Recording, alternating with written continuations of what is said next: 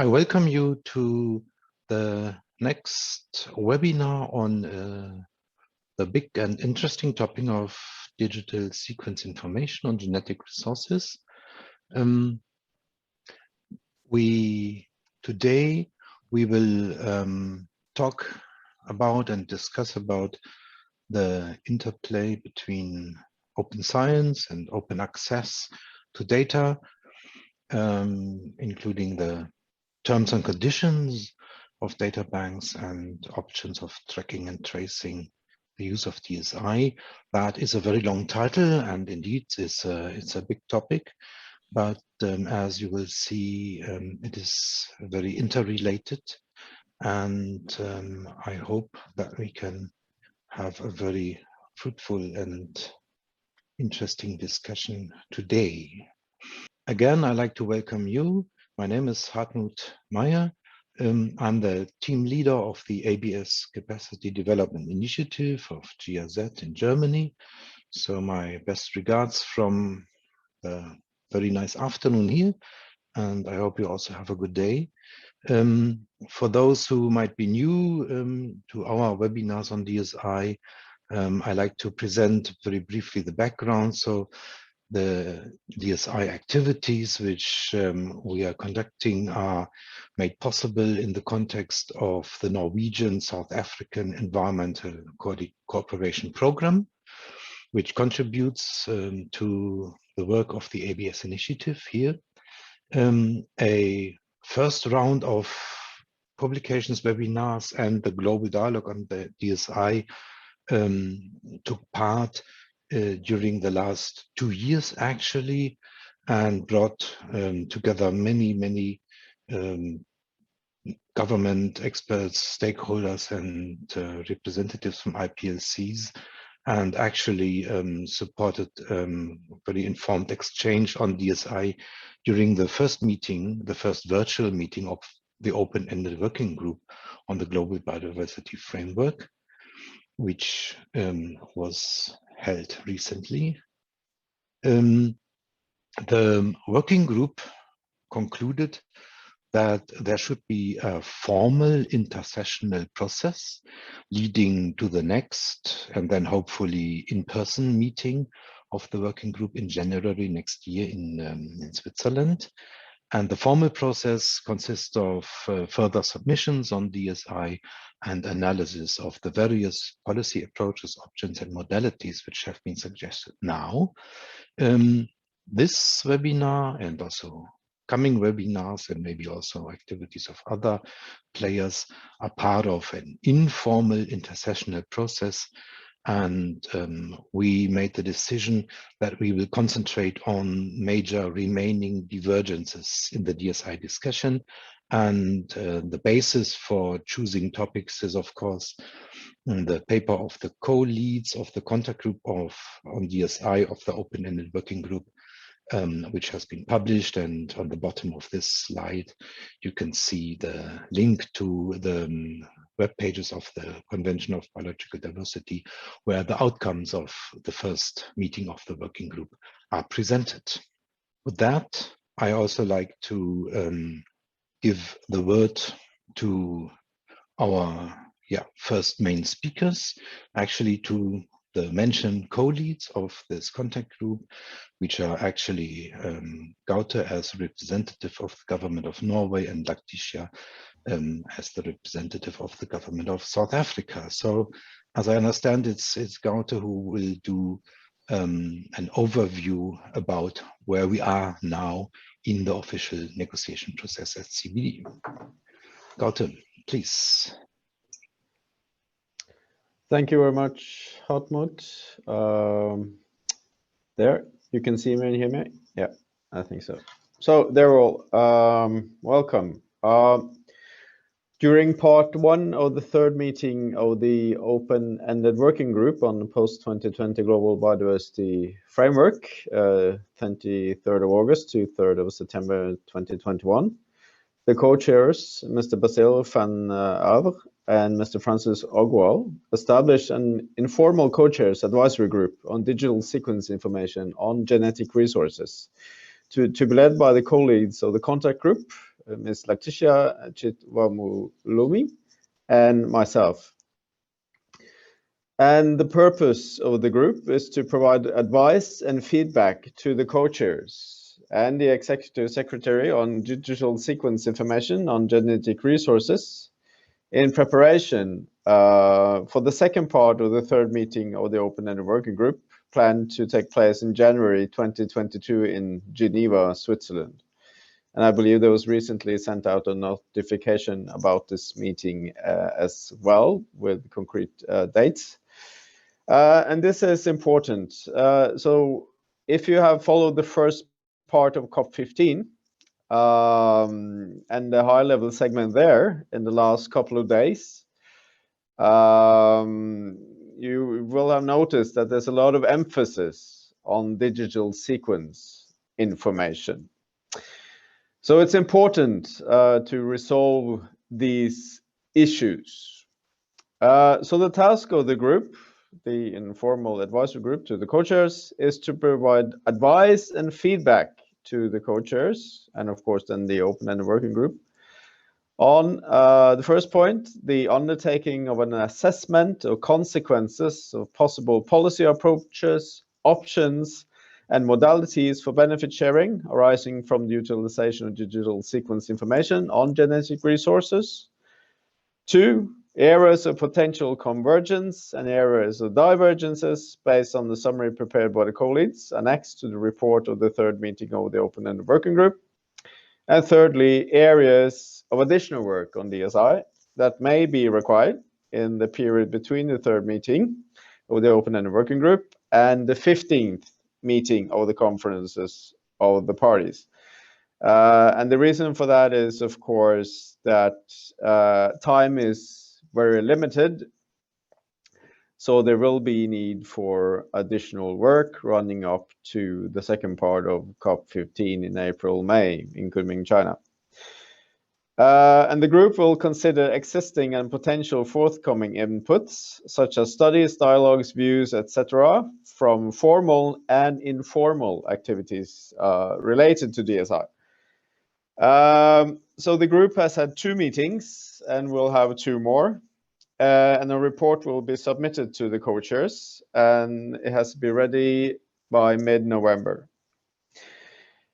So time is very limited indeed. Today's seminar will also become useful for the group, and I do know that many of the members are present here today as well. But of course, which is also very good, is that this seminar also attracts a lot of stakeholders that could give their views on open access then as well, which will feed into the formal process as well. So I wish us all a fruitful webinar, and thank you very much for the ABS Capacity Development Initiative for organizing this. Thank you very much. Yes, Gaute, thanks a lot for the report of the co-leads. And then let me share the agenda so that we all know what we're going to expect in this the following webinar. As I said, the topics are on the table and they are broad, but they are also interrelated. That is why we decided to deal with them together in this webinar. So we are going to start with 2 presentations on open access. It's giving you an overview about the data landscapes and about the UNESCO draft recommendation on open science. We will continue with further short-term inputs on terms and conditions which are given to various data banks. And here I like to also underline that it is not only data banks on digital sequence information in the strict sense, but also on general biodiversity data. I think that's important to know because all these data banks might be relevant, of course, in our future work.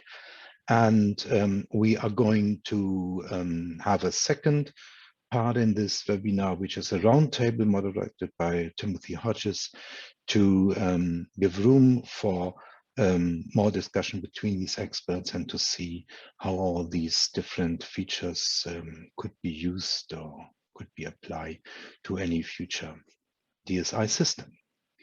Well, with that, I like to give the word to our first two presenters. These are Paul Oldham from the University of Manchester and Anna Persic from UNESCO. There she's a Chief of Science Policy and Partnership section at the Division of the Science Policy and Capacity Building. So both will give us a short overview about recent development and trends in open access and open science. Paul, I think you should start, and I give the word to you. Thank you. Okay, thank you very much indeed, Hartmut. I thought what I would do today is provide you with a kind of overview of some of the key features of open access on the way to open science that Anna will be talking about. So over the last 20, 30 years, I think it's fair to say that we've witnessed a drive towards openness in multiple domains. What that is about is allowing others to freely use materials such as software, video, photos, data, articles, under conditions that are agreed to be open, that is with some form of terms and conditions. I think if we look at the wider landscape, there are three main strands and movements that inform each other. There are some others, but the ones we're going to focus on are software, data, notably genomics, and scientific publications. And these strands are elements in the emerging concept of open science as an object of policy attention. So the drive to openness is enabled by a number of different tools. If we look across the three domains we're going to talk about, there's almost a kind of open toolkit. So one is mobilizations by communities, which can be authors, programmers, scientists, taxonomists, indigenous peoples and local communities.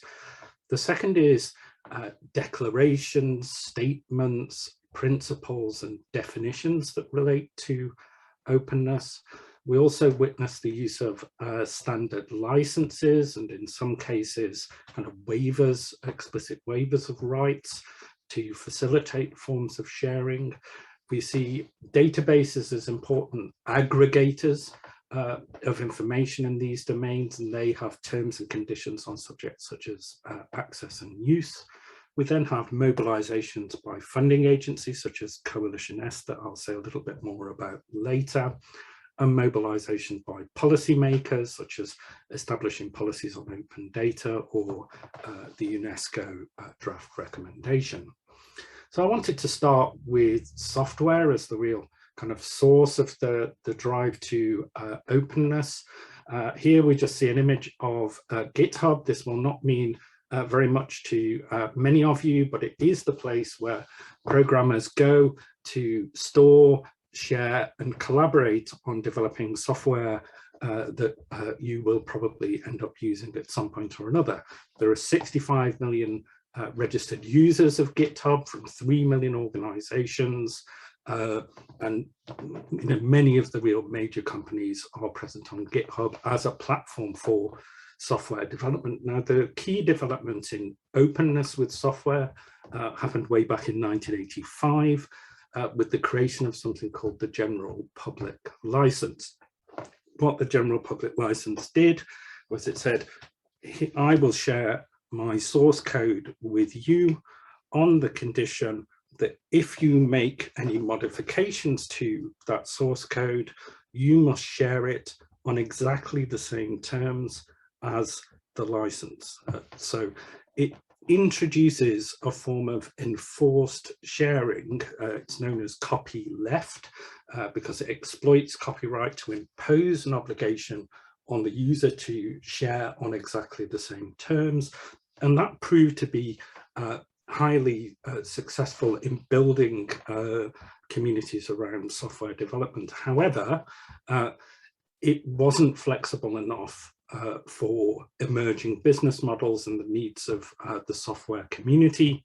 And in 1998, we get something called the open source definition and the creation of a suite, or recognition of a suite of open source licenses that meet this definition. Now, we don't need to be concerned today about the contents of this definition. What is important, however, is that it establishes 10 criteria that software and licenses must meet in order to be considered to be open.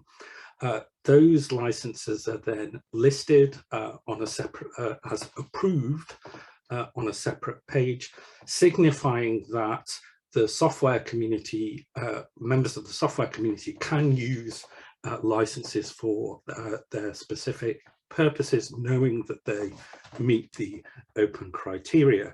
Now, some work I'm developing with Jasmine Kindness is to try and map trends in the use of licenses across multiple domains. Here we see the trends in the use of licenses on GitHub, where we see the top license by a long way is the highly permissive MIT license, and second ranked is the general public license, the share alike license that I've just mentioned. So we can use license data to develop indicators. We can also see, and this is important, is that we can get down into the individual repositories where code is shared. This is actually the CBD Secretariat's code repository for the code for the ABS clearinghouse mechanism. I should point out there are some wonderful programmers at the CBD Secretariat. This code is made available, as we see here, under the MIT license. So if you are a company or somebody working in software development, if there is no license on a repository, the best approach is not to touch it, because all rights will be reserved. In contrast, if there's a license, you can take a look at the terms and conditions, decide whether you are able to meet those terms and conditions, and then use and further develop and collaborate on the development of that code. So that's a brief introduction to open access in connection with software. So the second major theme I want to talk about is genomics. So really what we need to talk about here is the Human Genome Project, because it revolutionized data sharing in genomics. So prior to the Human Genome Project, data was mainly shared at the time of publication, but under the leadership of Sir John Sosden and others, the Human Genome Project shifted the emphasis towards rapid release of sequence data and release into what is variously called the public domain, or unrestricted sharing.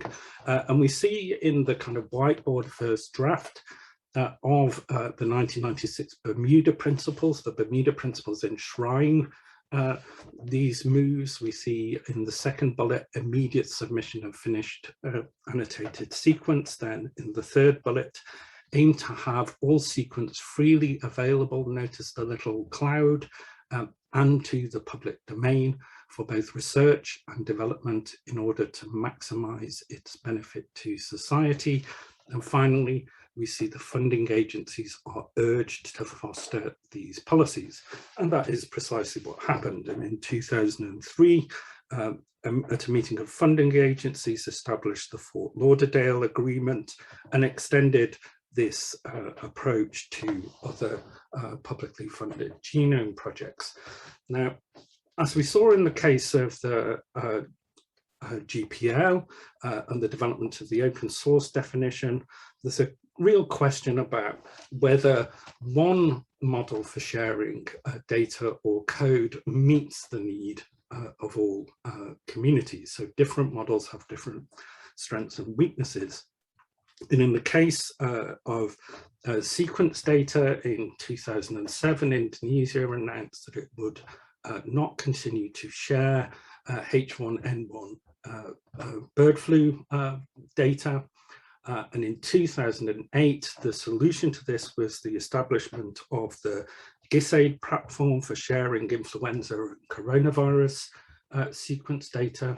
GISAID is hosted by the government of Germany, and it introduces a set of requirements such as for user registration, acceptance of terms of and conditions of a database agreement. The key features of that are acknowledging data contributors and also pursuing best efforts in collaboration as a kind of legal contractual term that the lawyers will hopefully have more to say about. Now, what's important about this is that during the COVID pandemic, it has become the single most important platform for sharing sequence data, COVID-19 sequence data. So over 1.4 million sequences have been shared, as we see from this image from Nature, coming from researchers in Europe, North America, and around the world.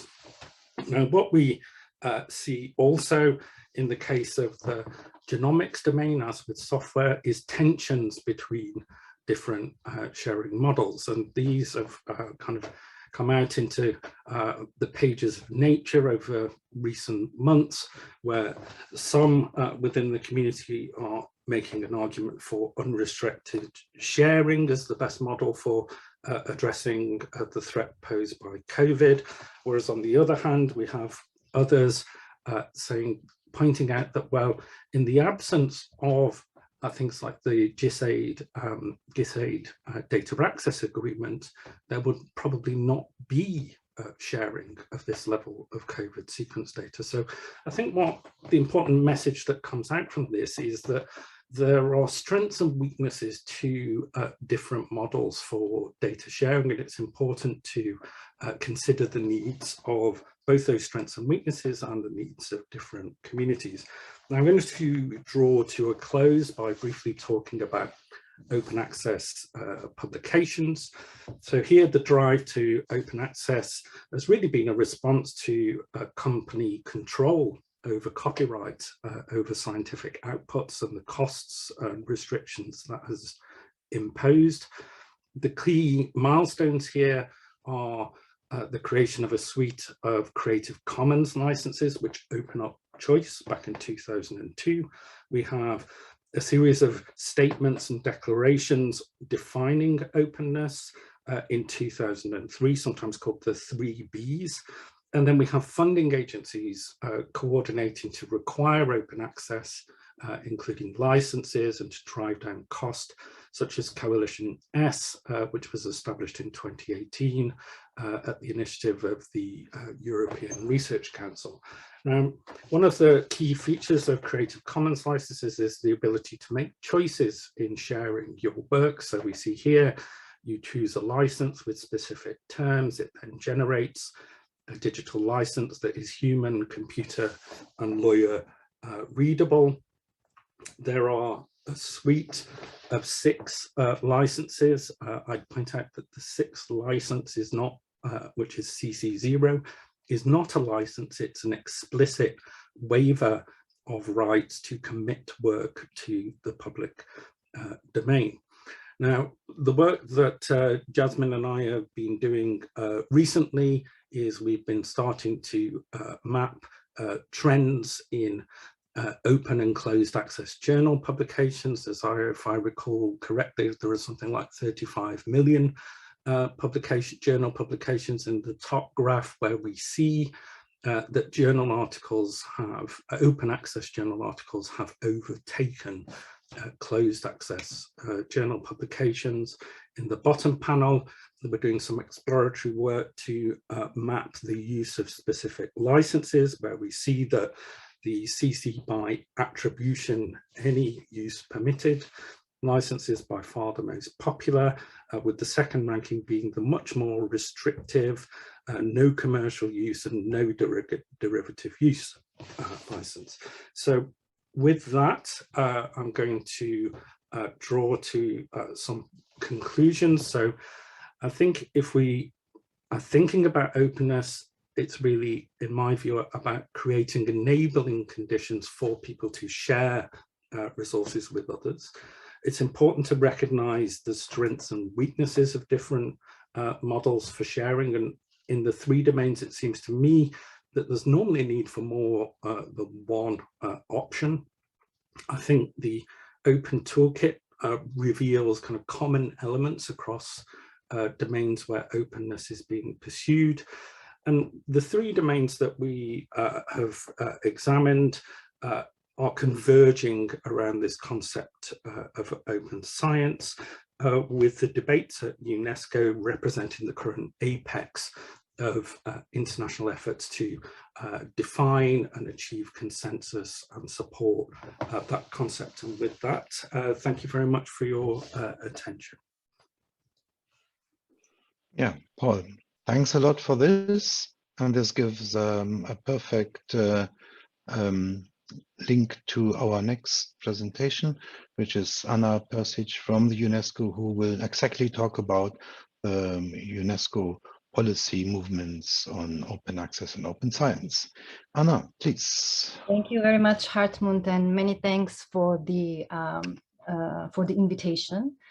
And many thanks also to Paul for this initial presentation, which is really, really interesting, and it really gives a good overview of some of the current discussions and also the past of the openness in the policy arena as well. So I'm going to share my screen to be able to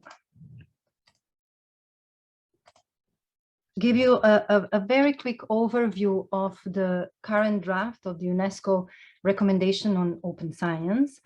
And I would like to start by explaining a little bit why open science in UNESCO. And really, just as Paul has said, the idea in UNESCO with the member states and also in the Secretariat is that open science has the potential to make the entire scientific process more transparent, inclusive, and democratic. So we're not talking only about the end products of science. We really are talking about openness of the entire scientific process. We also see open science that is increasingly recognized as a critical accelerator for the implementation and achievement of the Sustainable Development Goals. But I think what is the most important reason for which UNESCO is very much dedicated to promoting open science is that there is a huge potential in open science as a game changer to really bridge the science technology innovation gaps between and within countries, and also to fulfill the human right to science. So this is kind of the background from which UNESCO comes to open science. And we have been doing open science in different ways for over a decade now, both on the operational level through the UNESCO's Open Solutions Program, intergovernmental and international scientific programs, which were meant to kind of open science and sharing of information between different countries and different researchers, and also through UNESCO's Ethics of Science programs. And on the normative level also, there has been a push in the recent decade towards normative instruments around open science and other ways of openness. The UNESCO Strategy on Open Access to Scientific Information and Research from 2011, the UNESCO Recommendation on Science and Scientific Researchers, which was adopted as an update of the 1974 Recommendation on the Status of Scientific Researchers, which already introduces open science in its provisions. The UNESCO Recommendation on Open Educational Resources, which was adopted in 2019. And then from that, and realizing that there are more and more initiatives coming up in different communities and in different parts of the world around open science, the member states at UNESCO realized that there is need for a global international policy framework for open science, because it doesn't exist at this moment. And with all of these initiatives coming up, it was important to kind of agree on this type of policy framework at the international level.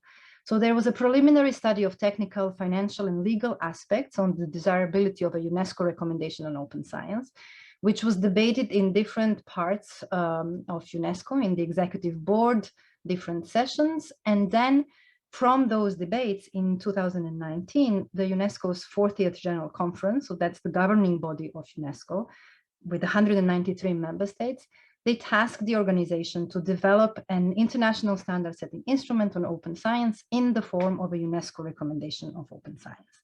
So of course, UNESCO as the UN agency kind of in charge of science, education, culture and communication, took this normative role also in terms of defining a policy framework at the international level for open science. Just to be clear about what the UNESCO recommendation is, these are legal instruments in which the General Conference, as I said, the governing body of UNESCO, formulates principles and norms for the international regulation of a particular question and invites member states to take whatever legislative or other steps in conformity with the constitutional practice of each state and the nature of the question under consideration to apply the principles and norms aforesaid within their respective territories. So it is not a legally binding instrument as a convention, but it is a legal instrument with a high, let's say, moral and political authority, and it is an instrument that influences legislation in different countries and practices in different countries around a certain topic.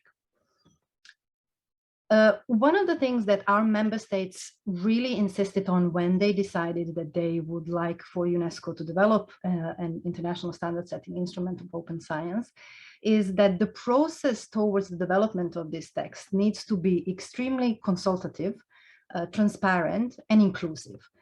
The idea was really to have as much as possible interactions with different communities that are involved in the processes of open science more broadly, and also to make sure that challenges and opportunities from different parts of the world and different disciplines, scientific disciplines, are also taken into consideration.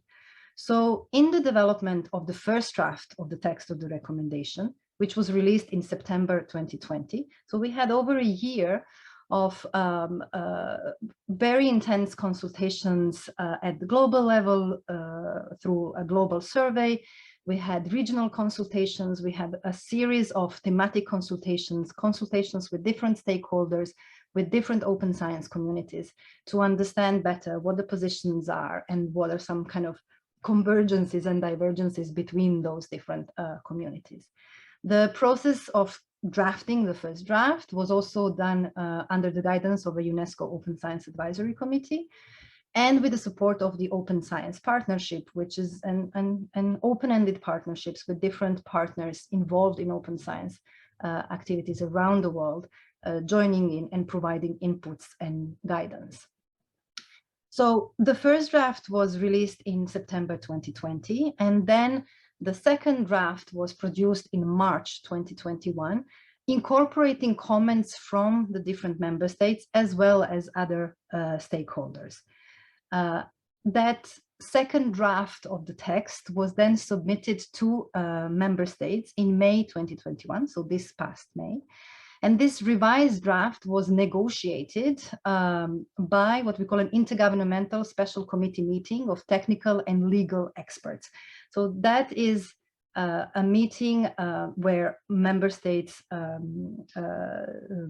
nominate their technical and legal experts who basically negotiate the draft text. And after a series of very interesting negotiations, which were held online and which gathered more than 100 countries and also more than 65 observers, the revised and negotiated text was endorsed by this intergovernmental special committee of experts. And now that revised text is submitted to the General Conference again, which will meet in November this year, and which is expected to adopt this draft text.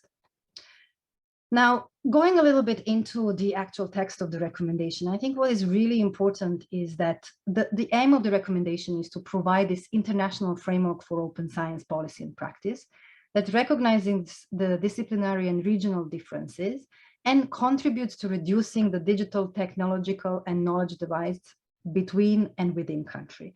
Really, this gap reduction is at the heart of the aim of the recommendation.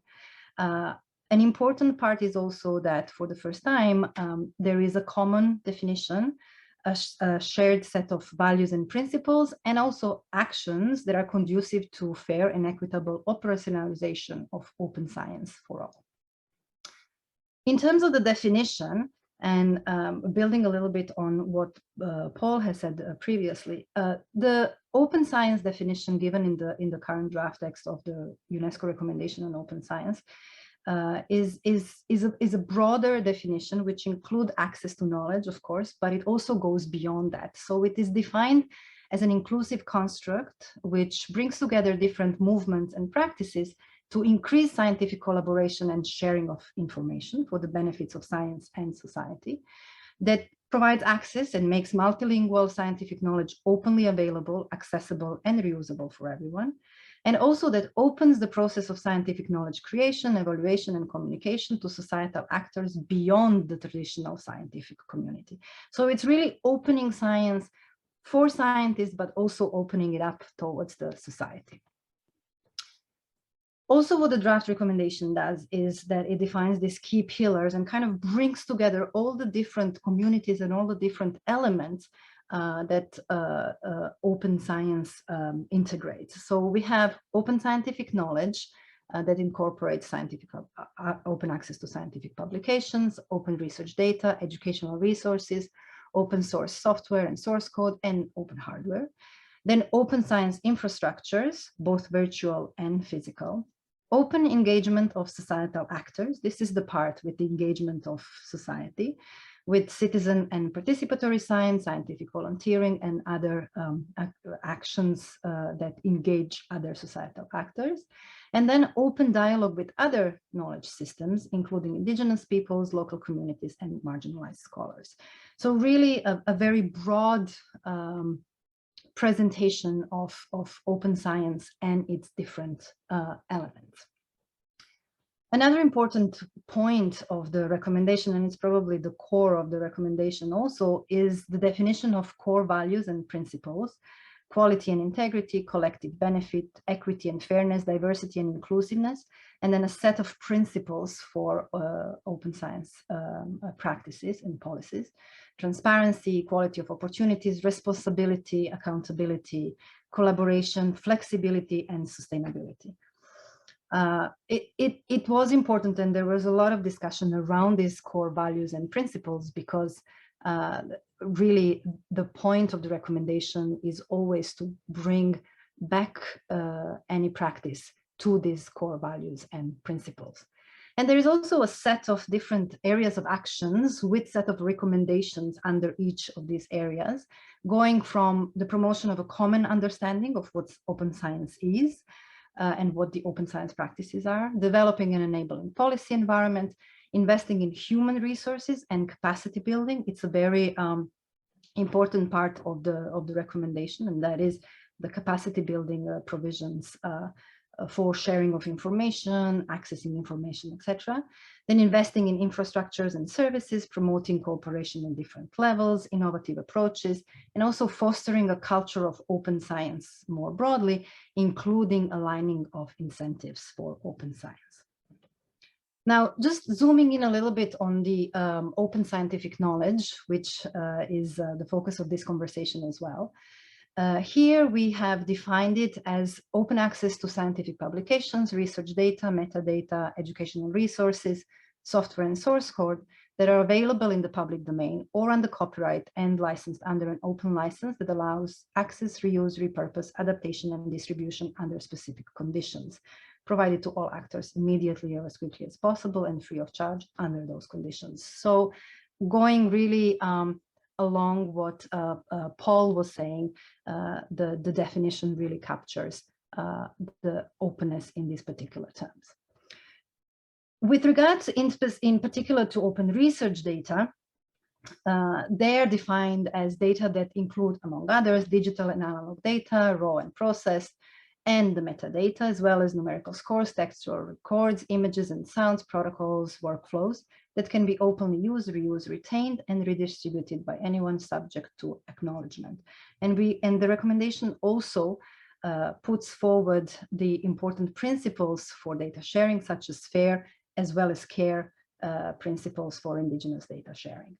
So with regards to openness, again, it really goes along of what we have been seeing in terms of definitions of openness in the past decades or so.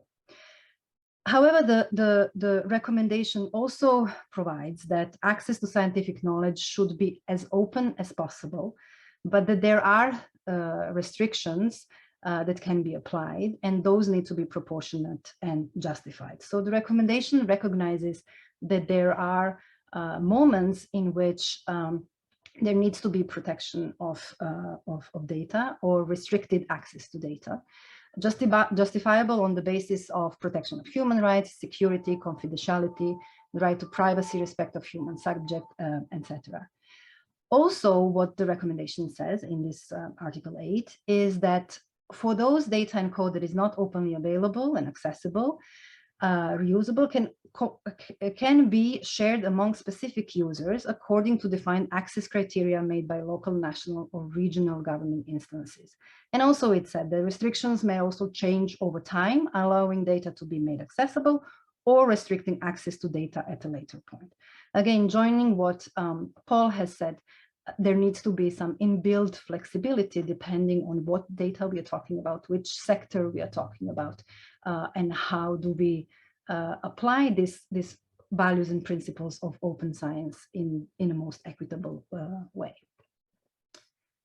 Very quickly, with regards to the open dialogue with other knowledge systems, which is also of importance for this particular webinar. There is, of course, as I said, recognition of the open dialogue with other knowledge systems as one of the key pillars of open science. And it really aims to promote the inclusion of knowledge from traditionally marginalized scholars to enhance interrelationships and complementarities between epistemologies, again, in line with human rights, norms and standards, respect for knowledge sovereignty and governance, and the recognition of rights of knowledge holders to receive a fair and equitable share of benefits that may arise from the utilization of their knowledge. Just very briefly on the on a specific value and principle, which I think are interesting and very relevant in terms of this discussion as well. It's this value of equity and fairness, which is at the heart of the recommendation. And with regards to the principle of flexibility. So member states were very clear in saying that there is a large diversity of science systems, actors, capacities across the world.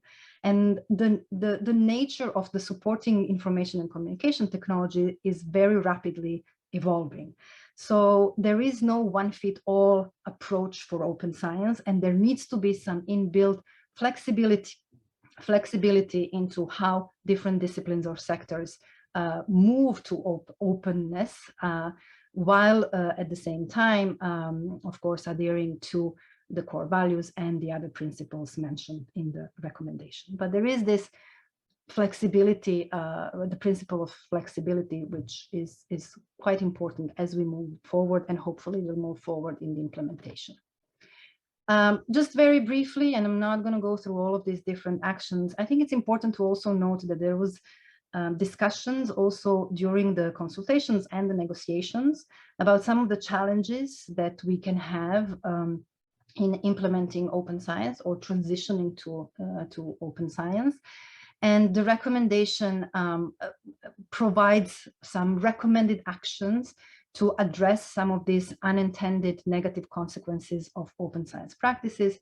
For example, the predatory behaviors, data migration, exploitation and privatization of research data, increased costs for scientists due to, for example, the high APCs and other instances. So the idea really is to be realistic about the opportunities, benefits of open science, but also potential challenges, and then how do we deal with it in the future.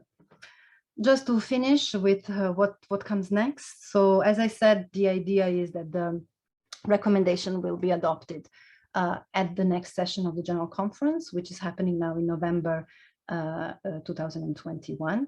And then there is the implementation phase, knowing also that there is a monitoring mechanism and the member states will have to report back to UNESCO every 4 years. So there is going to be work done also on the monitoring framework and how the member states will report back to UNESCO. So I'm gonna stop here and I'll be happy to respond to any questions further. Okay, Anna, thank you very much for this overview. Well, I think it was very interesting to listen to this product of the UNESCO work, which is not exactly what usually the CBD is talking to. But I think it's important that we also see what in other fora, where the discussion is in all these other fora. Okay, thank you for this. And let me just also introduce our next presenters. I think with these first two introductions, we got a lot of impressions now about open science and open access in general. And now we go a bit more into detail on what the data banks, which are element of our work and actually which hosts DSI in several cases, what they have for terms and conditions. We start this session with a brief overview, summary on the relevant features of biodiversity related data banks presented by our team member Judith Lenson. And then we have some well-recognized presenters with us today who give us an insight about specific data banks in which they work. That's first Guy Cochran of the European Bioinformatics Institute, who will represent the International Nucleotide Sequence Database Collaboration Initiative. We have Tim Hirsch from the Global Biodiversity Information Network. And I think with that, I welcome our panelists and I welcome the presenters here.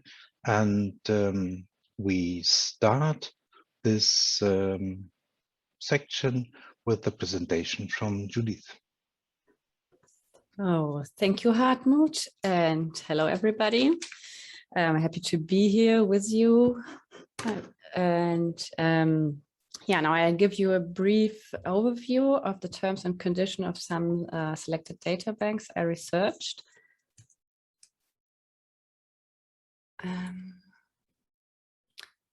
So they differ not only in terms and conditions, but also in their objective, as the INSDC aims to align and coordinate the maintenance of the contents of European Nucleotide Archive ENA, or the Gene Bank from National Center for Biotechnology Information NCBE of the USA, or the DNA Data Bank of Japan. And the Global Biodiversity Information Facility aims bringing more together biodiversity information from a numerous databases in a central portal. It's the largest biodiversity data bank in the world. The WHO is not providing a data bank itself, but it's a framework which wants to improve pandemic preparedness. And yeah, global initiative on sharing avian flu data supported.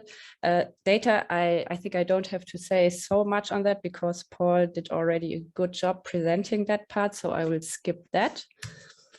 And yeah, the terms and conditions of data bank, I present here this table what I created, dividing that in data, providers, users, terms and conditions, access and use, and in sharing.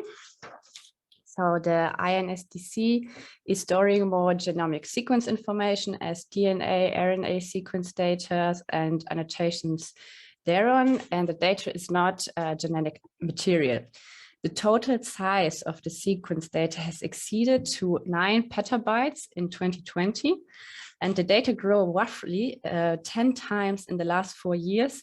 And the same growth is expected for the future. Providers are mainly all scientists and all scientists who want to publish data, as most of the journals demand a database accession number of publication. Users can be also the same researchers, but also developers of new products. The terms and conditions of access and use, or also sharing, are free and unrestricted, and there are no fees or any licenses for the distribution or use of any data. The data of GBIF is mainly data in biodiversity, what is plants, animal, fungi, microbes, or in the future they are planning to integrate in a genetic database. The providers can be all stakeholders who are researching on biodiversity, but mainly people who are in this international networks of data banks. Users can be everybody. They can be participants of the GBIF, but can be also others, as the GBIF is an open access facility and all users have equal access. There is more terms and conditions in sharing, as they established a licensing system according to 3 choices of the supplied by Creative Commons, also equal as Paul presented. Yeah, the WHO framework is not it's not a data bank, but it's applicable to data related to genomic sequences related to H5N1 or other influenza viruses. The providers can be all labs which are part of the global influenza surveillance response system. And users can be all member states through the National Influenza Center or other authorized labs. It's applicable more for public domain and public access databases. And if people want to share their data, they have to accept the standard material transfer agreement, what says that the data has to be shared in a rapid, timely, and systematic manner. DSI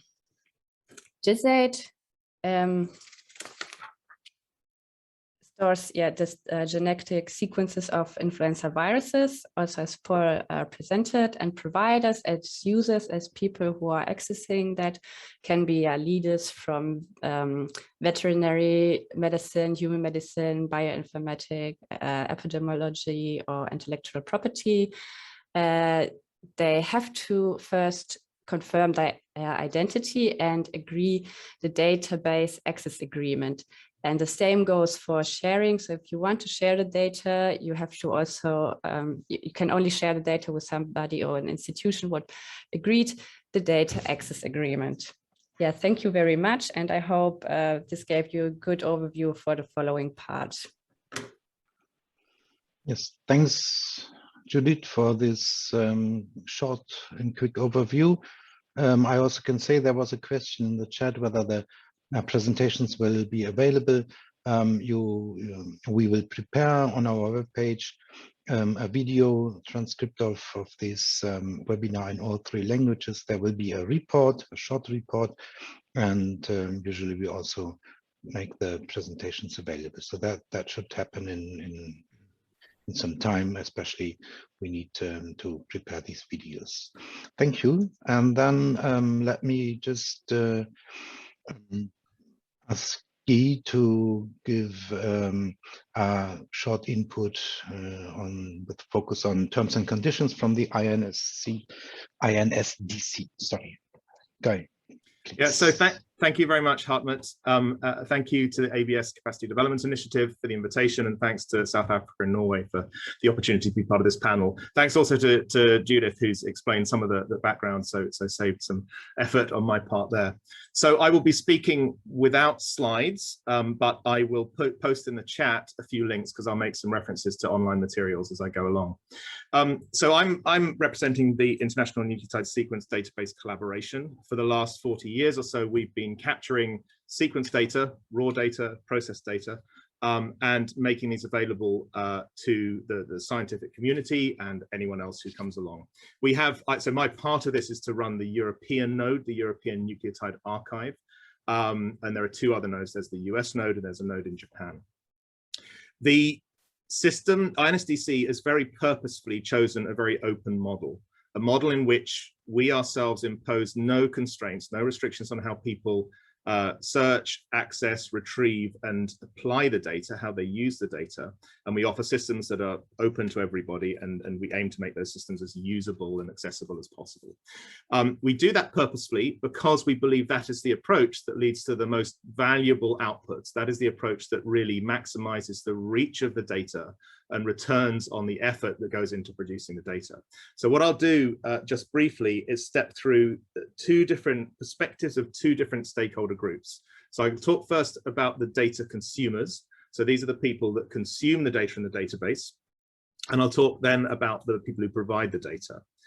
For the people that consume data, remember, of course, that the people who provide data are almost always consumers of data as well. It is very difficult to do any science using DSI without also being a consumer. But I'll focus on the consumption part first.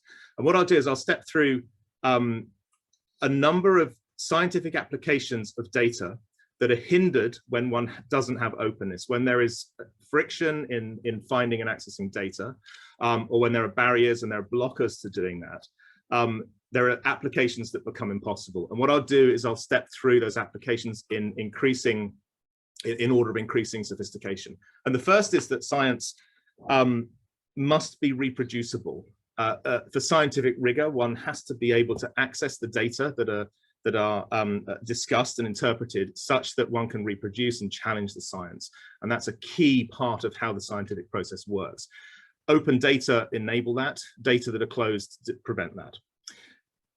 The next layer of sophistication is for comparison. It's absolutely true that very rarely does a sequence record lead to some great scientific advance on its own. What happens is that each sequence contributes to a larger set, and the set provides the value. There's a huge value to collecting everything and making it available.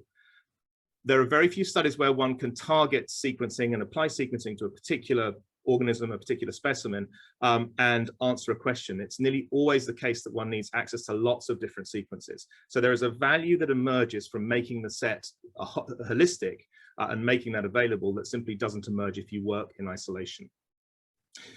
Mixing sequences from different sets is very important. One of the first things I would want to do is, if I'm a scientist with some new sequence, I would want to mix my sequence data with all of the other sequences that have come before to begin to interpret. And in some closed models, it's not possible to do that mixing. That's prevented due to the licensing. And so the open system enables mixing. The next layer of sophistication is integration with other data types. So DSI, however we define it, will have some limits. So if we consider it just to be sequence, one will always, to extract maximum value, one will always want to combine sequence data with other data, phenotypic data, proteomics data, metabolomics data, structural biology data, and so on. But going beyond the life sciences, of course, if we're looking at biodiversity, we need to look at species distributions. We need to look at geographic information, climate change information, meteorological information, and so on. And so freely being able to combine data, which is supported by open models, is a very important way in which one needs to apply the data. And then finally, the most sophistication comes from the right through the open model to derive data products.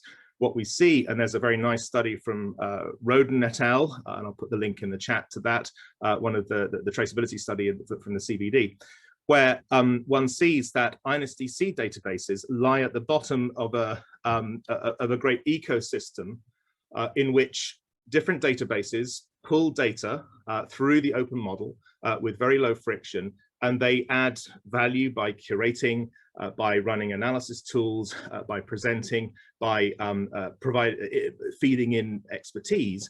and you have a network of some 1,000, it must be many more than this, but we can identify 1,000 or so databases that have some connection to data that have come from INSDC. So the overall value add that one gets from that system is really significant. So those applications are limited at best by models that are open, and they are prevented, they're prevented in many cases by any friction or any barrier that is added at the point of access to data. So I will switch over to the data providers, and I'll identify their three different sensitivities. The first relates to how much information it is reasonable to share about a sequence. So this is about metadata. So there's always a discussion, it's different in different domains, but there's always a discussion about how much one can reveal about perhaps the location of a rare organism. If the geographical coordinates are very useful, but if that reveals where it is and someone goes and finds it, it might not be very, very helpful. So one has to think of ways in which one can redact and obfuscate elements of metadata. In the pathogen world, it's much more about identifying the humans that are infected, but these things can be worked through, but there's sensitivities there. The next class of sensitivity that providers have really relates to the benefit share, the end point of what science can provide. So this is the crop varieties, it's the drugs, it's the enzymes used in biotechnological processes. These are, so typically the concern there is with nations, at the level of nations or groups of nations. And there is indeed limited access to some of these benefits. So a database system is important in helping the benefits to be produced. I would argue that having a system that isn't open would actually prevent many of these endpoint benefits from ever emerging. But the database alone really cannot deal with the geopolitical problems. So the issue, I think it's been mentioned, the issue with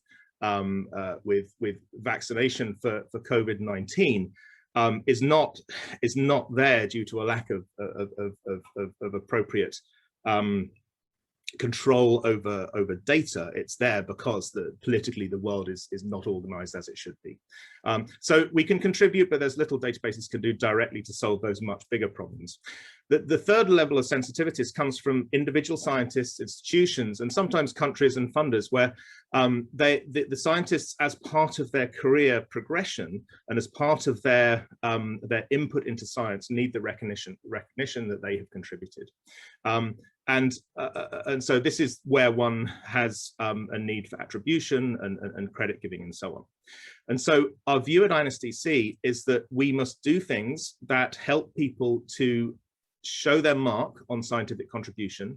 And so we offer such services as data packaging, giving people digital object identifiers, DOIs, to make it possible to cite their data. Perhaps in future, we're certainly looking at helping people to track how much their data have been downloaded and been searched and so on. And so the purpose of those kind of bits of work is really to help people to understand attribution and to track cases and to demonstrate for their scientific career purposes how they've progressed. But it's not something that we expect to make mandatory, that one would always have to attribute, because it introduces friction. And so I think on that last area, we have our greatest opportunity. And I was very inspired by Anna's presentation of open science as not just access to the benefits, but access to the scientific process itself. And I think we have a lot to gain by making the process of curation, of data provision into the system, and the process of managing the data. We have a lot to gain by making that much more of a global activity. And it's in those kind of areas that I think INSDC would be interested in moving. And I think I will, perhaps there'll be an opportunity later to discuss, but I think those opportunities there will be something that we can contribute. And I think the terms and conditions as they stand at the moment have served us well, and we don't expect major changes on that front. So I think I leave it there, and thank you for your attention. Thanks a lot, Guy, for this overview about the INSDC rules. That's interesting, and also as we read in the chat, of course there are rules for uploading and for downloading use. That's important to know. But of course, when we discuss about the benefit sharing issue in the use of DSI, I think then we are more or less on the side of accessing the data and any future systems which might be discussed and negotiated for that. And with this, I would like to give the word to Tim, who's going to talk about the GBIF system. Okay, thanks a lot, Tim. Yes, thank you very much indeed, Hartmut, and it's a pleasure to be taking part in this very interesting webinar. I'm just going to share my screen, and we'll do that now. Here we go. So hopefully you're seeing the front page of my presentation. So I'm Tim Hirsch, I'm Deputy Director at GBIF, the Global Biodiversity Information Facility. And I'm going to follow on from the information that's come in the previous talks by just giving a little bit of a specific picture about the terms of use that GBIF as a global infrastructure currently operates.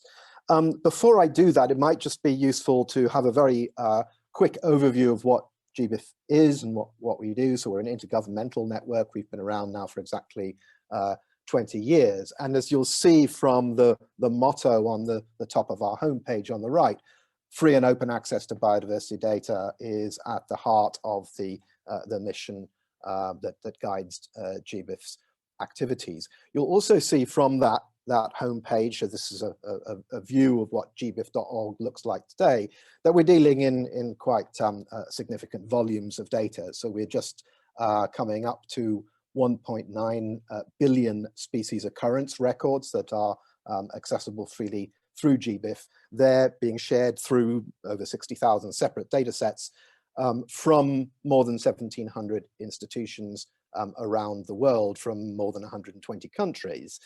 And you'll see in the final figure on the right there of the homepage that we are able, to a large extent, to be able to track the use of GBIF in the research literature through citation. And I'll say a little bit more about that as we go along. But this is a very important part of being able to demonstrate and show the value of what GBIF does as a global infrastructure. What GBIF is doing as its core activity, really, as both a technical and a human infrastructure, is to enable data from starting off as very diverse and heterogeneous sources of evidence to be brought together into a single accessible knowledge base to support onward uses. So although essentially what we are, the primary type of data that GBIF is serving is evidence on the distribution or the location of where species have been observed and temporal information on that as well. That can be from sources as diverse as natural history collections through specimens, observations of many different sorts, surveys, increasingly citizen science, literature, machine observations, and increasingly there is a growing interface with networks such as EMBL through the activities that Guy was describing, whereby although GBIF is not a repository for the sequences themselves, the information associated with sequences is increasingly being used to help fill out that picture of the distribution of species worldwide. And of course, then bringing that together using common standards, we're able then to serve the needs of science and processes such as IPBES, the CBD indicators for the CBD, species assessments, etc.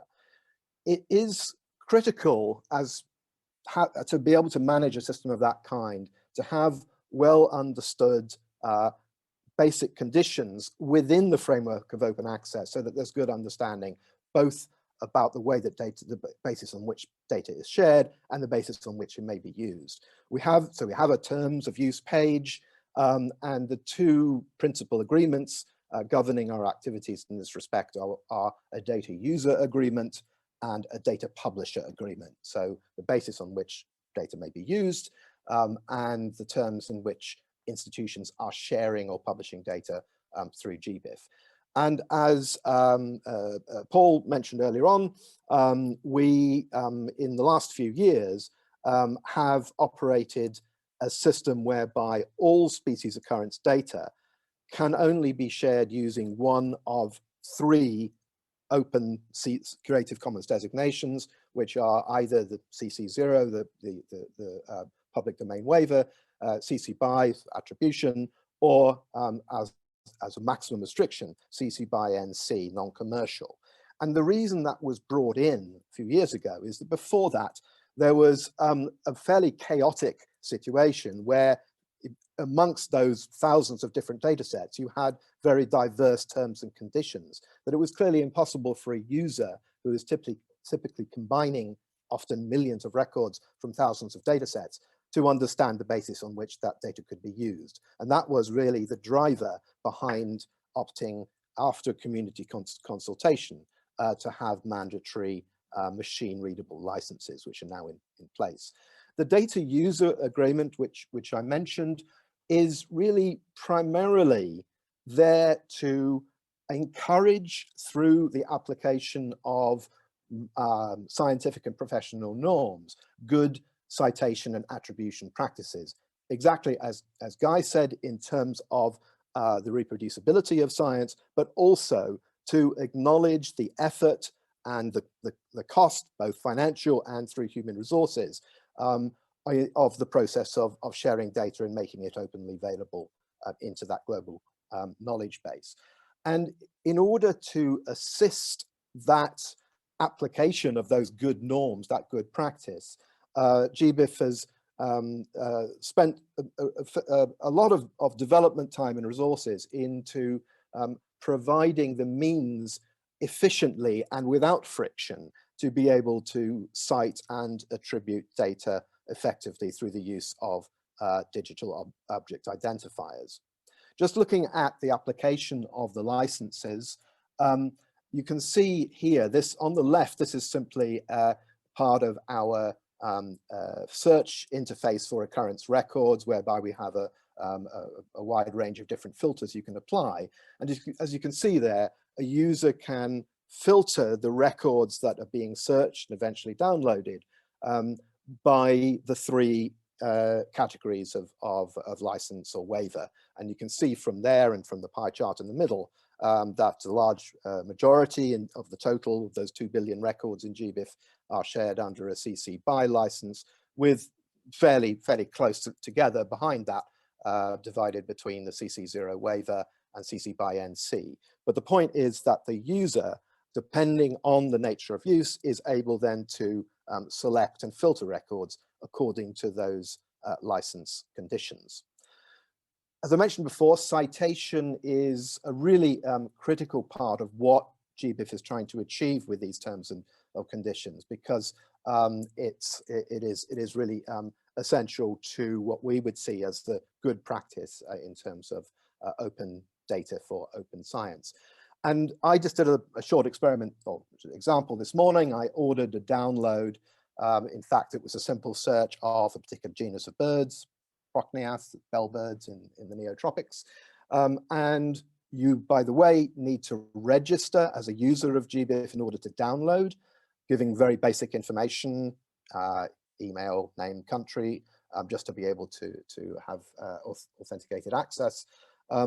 Although you can access and get any information from the website without registering as a user. So in this case, I ordered a particular download. When you are given information about that download, you can see the first thing you get is a pop-up which gives the detail of the citation practice that you should be using. And I've just highlighted in red that our slogan there is free of cost, not free of responsibilities. And then on the right, you will see that that download that I ordered this morning already has a DOI, which refers to all of the contributing data sets that provide records for that query. And just to show one step further, when I click on that DOI, this is what you see.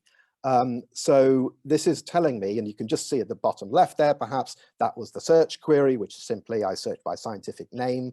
Whatever search queries you put in, which may be geographic, taxonomic, date ranges, etc., will all appear there, so that it is publicly available to show what the user was searching for. And then on the right, you can just see, this is just the first part of the report that is automatically extracted to show the individual data sets that contributed records to that download. So in this case, again, the filtered records of a particular genus of birds. And you'll see there that in fact, the largest single number that you can see from the 27,000 total occurrences are from iNaturalist. And then you'll see various different types of collections and surveys that all contributed data for that download. And what we're able to do through this mechanism then is to report back to each of the data publishers, the data providers, research citations that include data that have been shared through their own data sets. So it's a way of reporting and returning that level of use, as long as the users are following guidelines on data citations.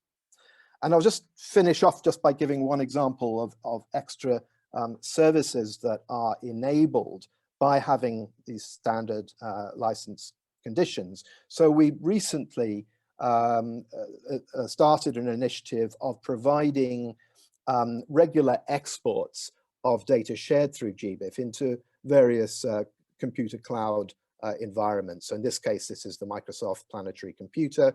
So GBIF is now included within the data catalog of the Planetary Computer, and you can see that the conditions that are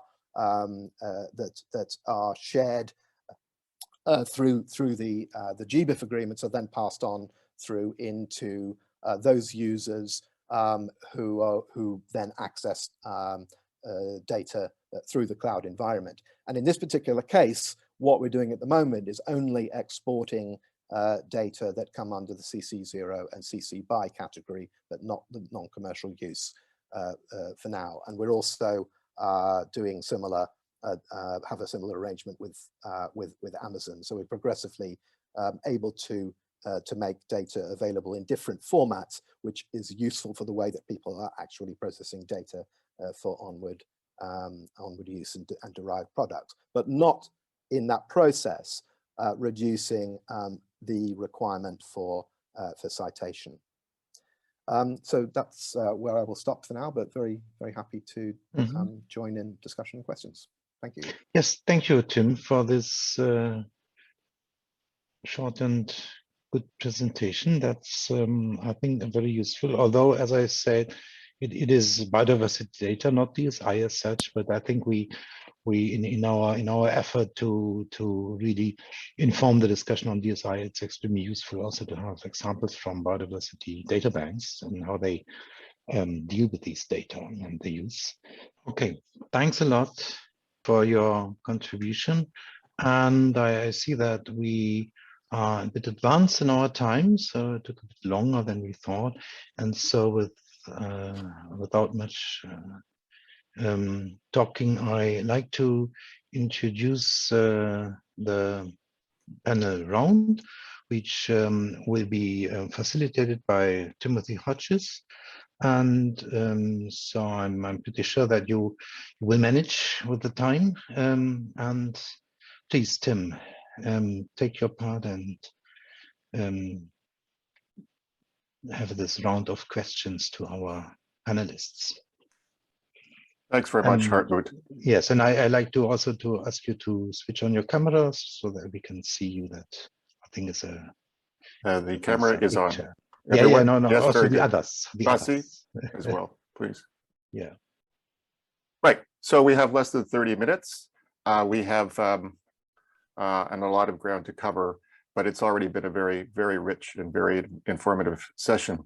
So this second component, we were asking the panelists to address some specific questions, which I will list shortly, within the framework of 5 minutes maximum. And I will unfortunately have to interrupt you if you go beyond the 5 minutes, because of course you want to give equal access, fair access to all the panelists, which will also include Anna, of course, and Dr. Oldham Paul. So this panel session is on why. You've done a wonderful job of explaining what your initiatives are about, but now the question is why they are what they are. So if you could remind us of the major policy goals of your particular initiative database, what your stakeholders' major interests are or were, and if you could share with us, at least in sort of broad brushstrokes, the initial and long-term financial and transactional cost implications of your database or initiative, just again, very broadly. Compliance came up in the chat, of course, and how, if so, is compliance with terms and conditions monitored and or enforced? And finally, how do you think your initiative contributes to clarity and legal certainty for providers and users? So again, a question about your contribution to clarity and legal certainty for providers and users. So let's go back, circle back to Guy, and maybe you could start us off with less than 5 minutes. Thanks, Guy.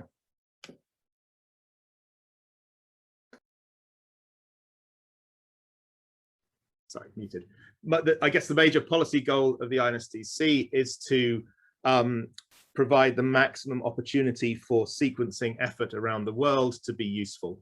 So to derive to allow the maximum value to be derived from the sequencing that's happening for the scientific community, for everyone who wishes to use it. In terms of the cost, I'm not so sure whether this is a question about the operational costs or it's about the transactions around the system. I was particularly interested in the transactional costs, but actually, perhaps more importantly, more pertinent would be, in fact, be the initial or the startup costs, because of course, if anything ever is established on the CBD sides of things, that will be an initial important question. So the operational cost for INSTC is, so it's running as 3 independent nodes that collaborate together through quite an informal collaboration. So we don't have an overall top-down view, but the costs at EBI are in the multi-millions per year. So I imagine that per annum it's approaching its low tens of millions of euros. Over the 40 years, so it was initiated in 1981, 1982, over all those years, well, that's quite a significant investment.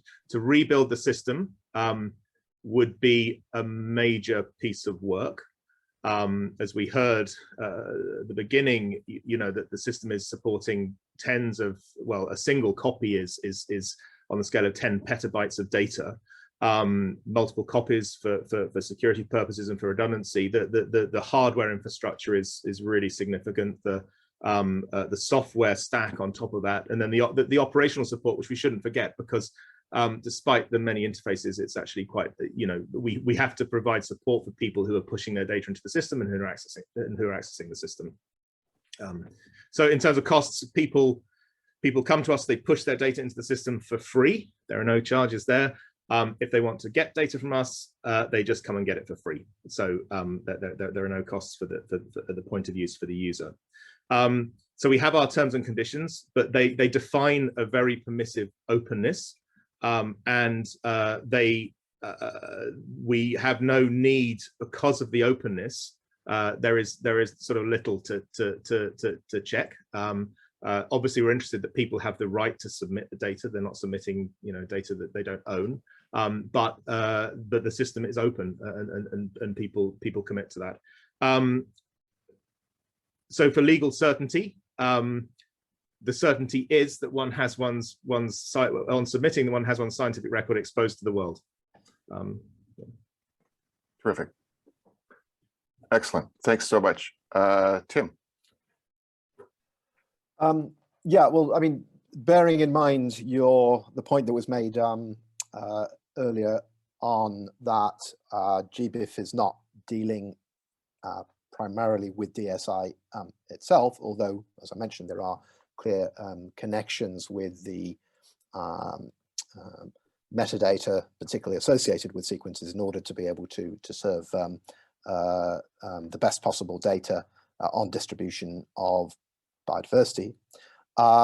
Having made that caveat, GBIF's principal aim, reason for existing is to provide the conditions for bringing together for open use and reuse the vast quantity of data that is anyway being gathered in many different formats, and make it less isolated, integrated, and readily searchable, meeting the needs of a wide range of users, both in terms of advancing science and directly addressing policy and societal benefits.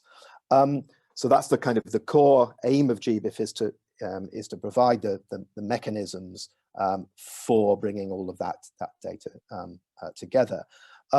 In terms of what it takes to do that, well, GBIF, as I mentioned earlier, has been around for 20 years, and because we work on an intergovernmental model, the core budget of GBIF's activities is provided by participating governments through an equitable formula relative to GDP, and that through doing that, we make up a core budget of somewhere between 3 and 4 million euros per year as the kind of the basic running costs.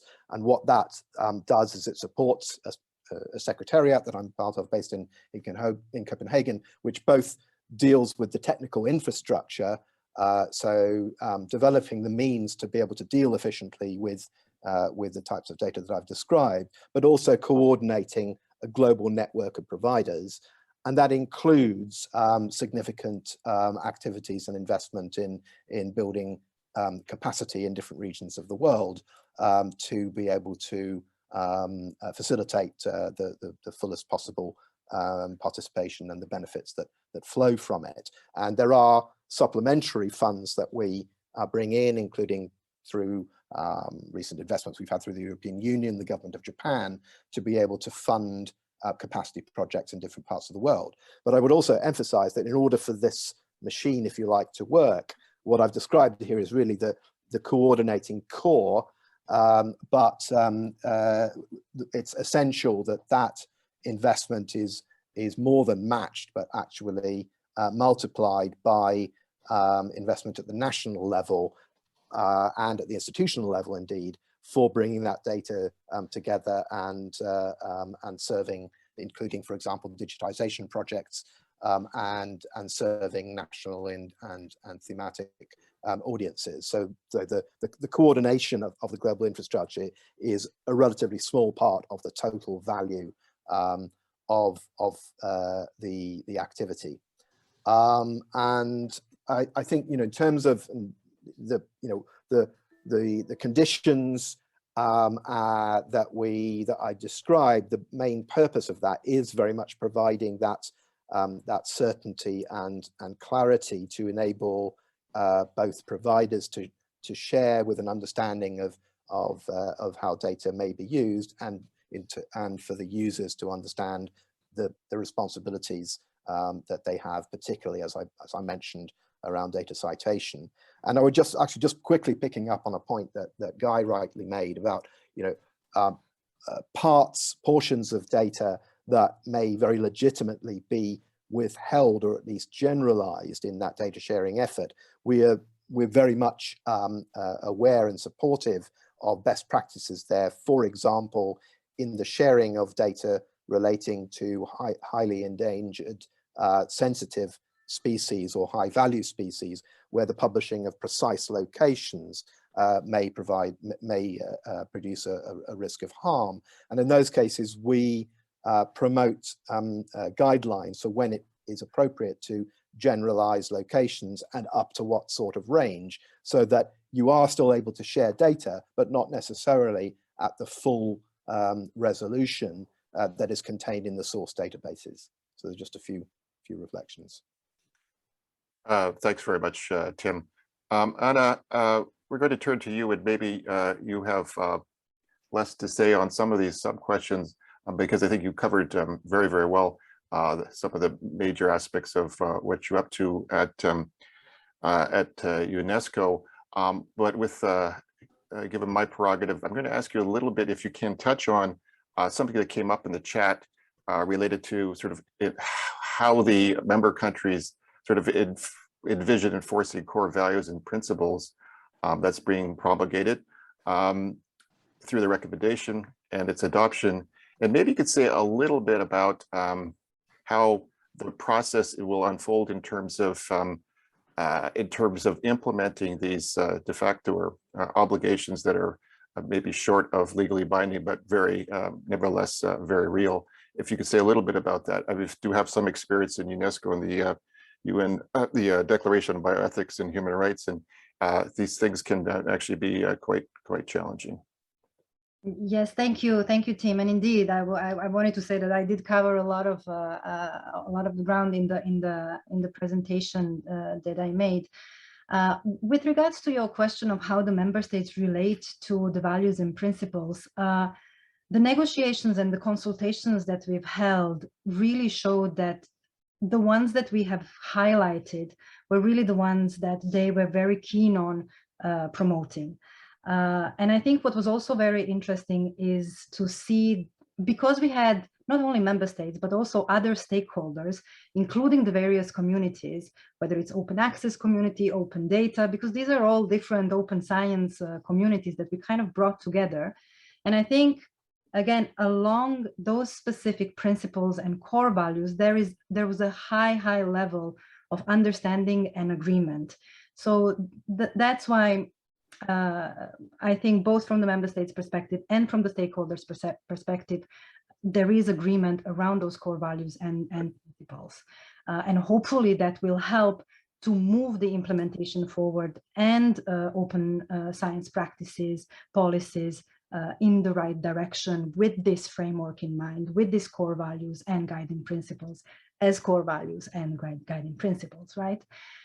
In terms of the implementation, of course, there is always a challenge with implementation, whether it's legally binding or non-legally binding, right? So the good thing at this moment, at least, is that there is a high interest from member states to take advantage of what open science can provide.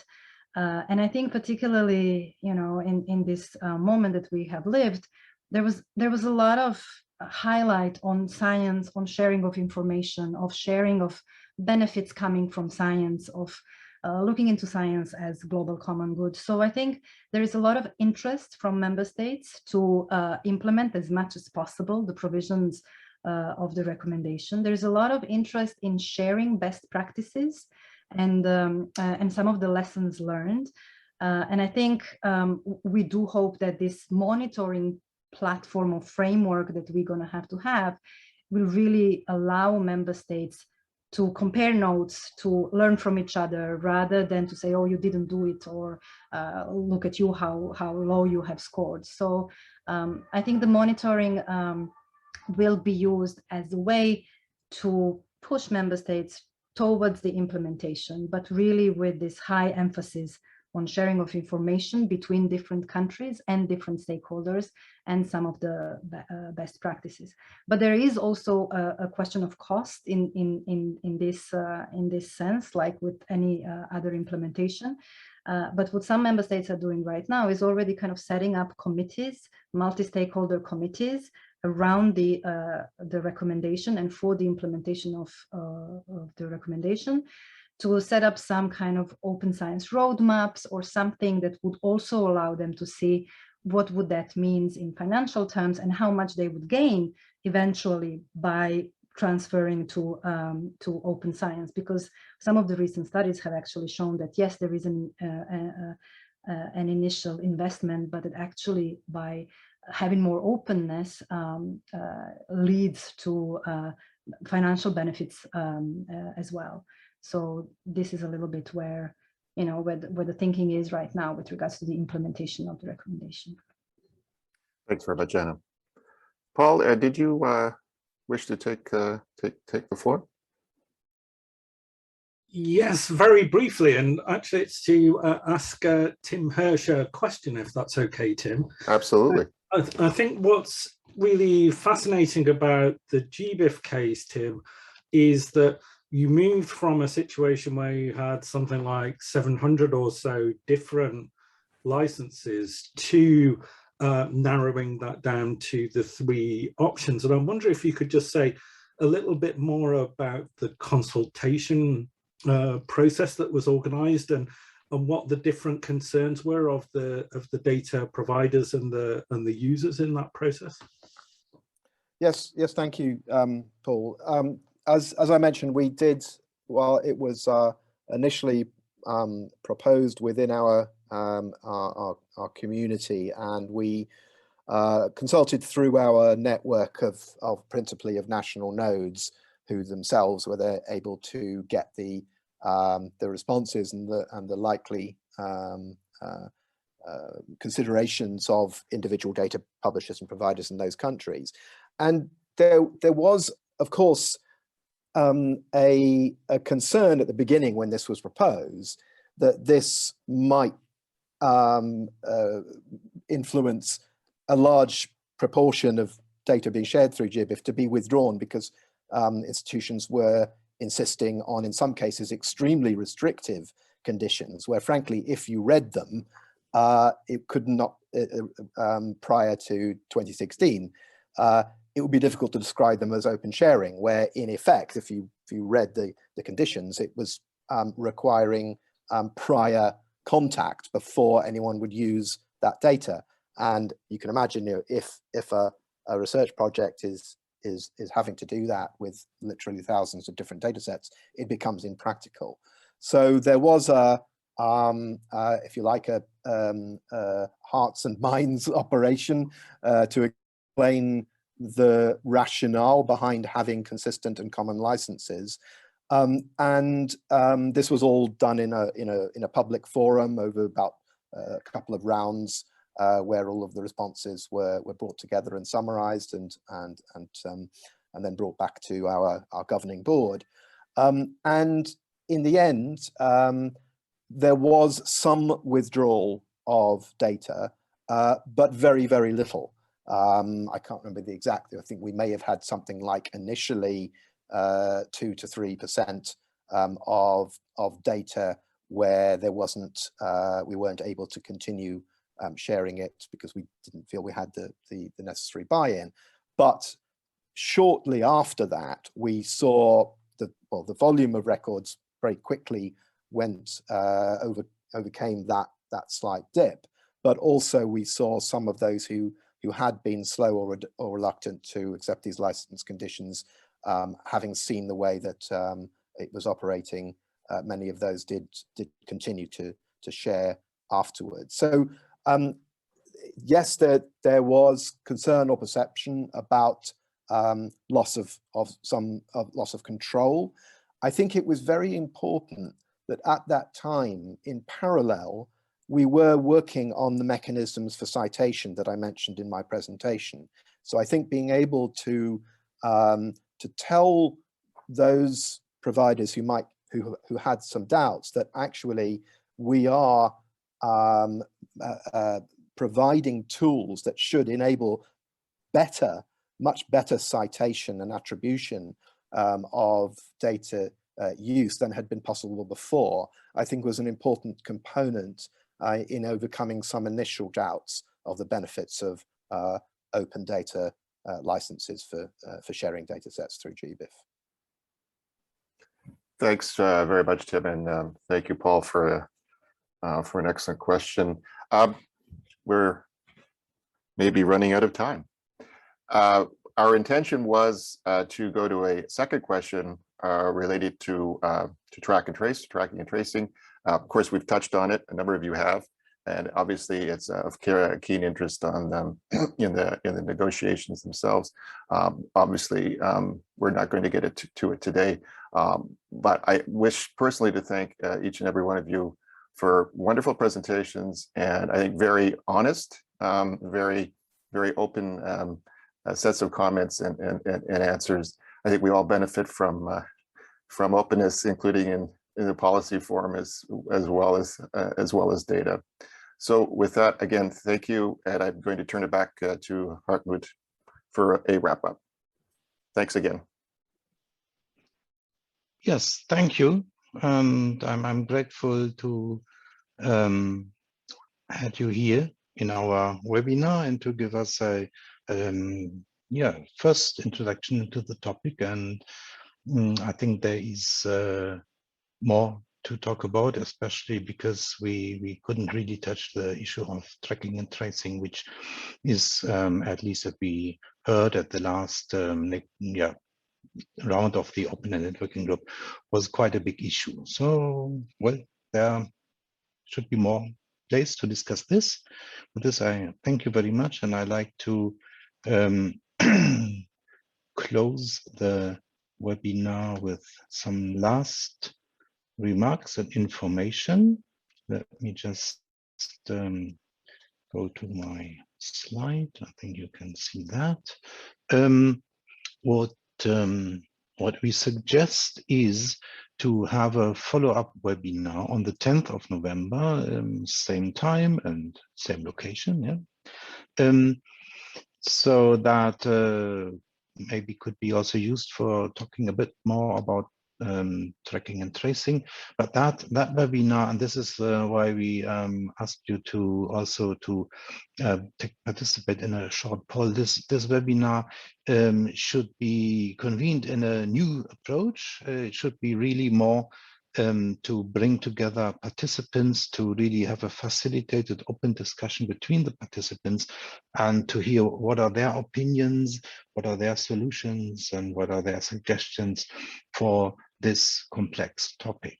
And well, also because that's a pretty new approach, we like you to indicate whether you would like to participate in such a meeting or not, so that would enable us to also make a decision whether we're going to convene this format of a participant discussion. And as long as you do this poll, I also can say when we then close the webinar and you log out, as usual, a short evaluation pops up, and we also like to ask you to participate in that evaluation, which will of course help to improve our webinars. And it's pretty short, so shouldn't take you a long time. Yes, so that seems the poll is gone. Yeah. Oof, aye. So I think we have a task on the table that's pretty overwhelming. Okay, so we prepare for that, and we'll send out the links and information in due time for this. Well, and I'm happy that we could elicit such an interest in the topic, and we will of course also have more DSI-related webinars on other topics which were singled out as divergences by the co-leads paper. Well, with that, and in the name of the panelists, I hope, and also of all of the team, which is working in the background and preparing and conducting these webinars, I like to thank you all, and also thank you for your very active participation in this chat. So that's sort of a second webinar on the side, more or less. We're going to save that and see also what we can do from that. And I guess also that the contributions in the chat will or should be a part of our next webinar. With that, I wish you a good day, good morning, afternoon, evening, wherever you are, and say goodbye, and we will hear us soon. Okay, thank you very much.